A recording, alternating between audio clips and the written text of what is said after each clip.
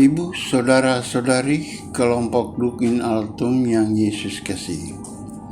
Saya ajak kita sekalian untuk mengikuti Renungan Harian Katolik edisi hari ini, Kamis, tanggal 15 September 2022. Marilah kita mendengarkan sabda Tuhan yang diambil dari Injil Yohanes bab 19 ayat 25 sampai dengan ayat 27. Terpujilah Kristus. Waktu Yesus bergantung di salib, di dekat salib itu berdirilah ibu Yesus dan saudara ibu Yesus, Maria, istri Kleopas, dan Maria Magdalena. Ketika Yesus melihat ibunya dan murid yang dikasihinya di sampingnya, berkatalah ia kepada ibunya, "Ibu, inilah anakmu." Kemudian katanya kepada muridnya, "Inilah ibumu." Dan sejak saat itu, murid itu menerima ibu Yesus di dalam rumahnya. Sampai sejauh ini kabar gembira dari dalam kitab suci pada kesempatan ini. Terpujilah Kristus. Bapak, Ibu, Saudara-saudari kelompok Dukin Altum yang Yesus kasihi. Adapun judul renungan kita kali ini, jadilah orang Kristen yang tangguh dalam menghadapi hidup dan kematian. Saya mengunjungi beberapa daerah di Indonesia. Kematian adalah salah satu upacara dan ritual yang sungguh-sungguh khas bagi setiap budaya dari setiap suku.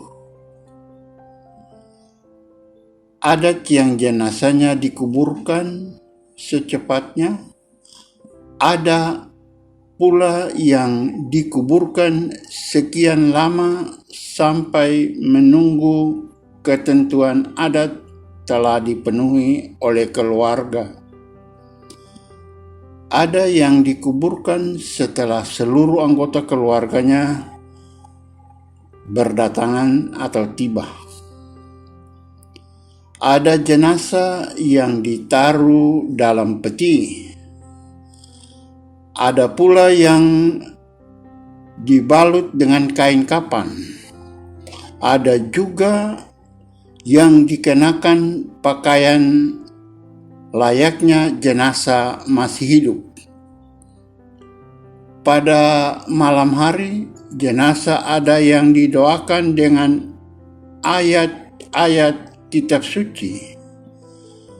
Ada yang dengan doa-doa yang singkat saja. Ada pula yang menggunakan nyanyian-nyanyian dan lagu-lagu rohani sampai lagu-lagu pop dengan alasan untuk menghibur keluarga yang berduka. Ada bahkan yang dilarang menyanyikan lagu dengan alasan tabu. Sungguh unik dan khas setiap budaya mengekspresikan akhir hidup manusia ini. Apapun ekspresinya, itu semua berujung pada dua pertanyaan refleksi. Bagaimana si jenazah ini nanti? Dan bagaimana saya akan mati? Seorang bijak pernah berkata, "Memento mori." Ingatlah akan kematian. Bapak, Ibu, Saudara-saudari, hari ini kita juga peringati Santa Perawan Maria berduka cita. Bunda Maria juga melihat kematian. Ialah ketika ia harus melihat Yesus wafat di kayu salib dan memikulnya setelah Yesus diturunkan dari salib. Dalam kitab suci kita tahu bahwa Maria tidak membiarkan dirinya terbenam dalam duka cita yang berkelebihan. Ia membenamkan dirinya dalam iman. Itulah sebabnya mengapa penulis Kisah Para Rasul mengatakan bahwa Maria adalah salah satu saksi peristiwa Pentakosta. Maria tahu bahwa ini harus dilaluinya. Ia harus kuat dan tangguh, saudara yang Yesus kasihi.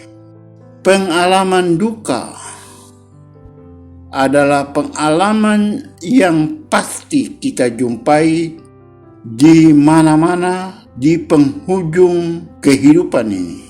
Dan pada khususnya adalah peristiwa kematian dari anggota keluarga atau dari mereka yang kita cintai. Yesus berpesan kepada kita, "Inilah ibumu." Pesan itu bukan hanya untuk Yohanes, muridnya, tetapi untuk kita semua orang beriman. Artinya, menjadikan Maria sebagai salah satu teladan kudus kita. Ia seorang wanita yang kuat, ibu yang tangguh. Diharapkan bahwa demikianlah kita menghadapi peristiwa hidup yang berujung pada kematian. Kita harus kuat dan tangguh. Seorang Kristen, dia harus kuat dan tangguh menghadapi hidup dan kematian itu. Karena di balik kematian ada pengharapan akan kebangkitan. Semoga terjadi demikian dalam hidup ini. Amin.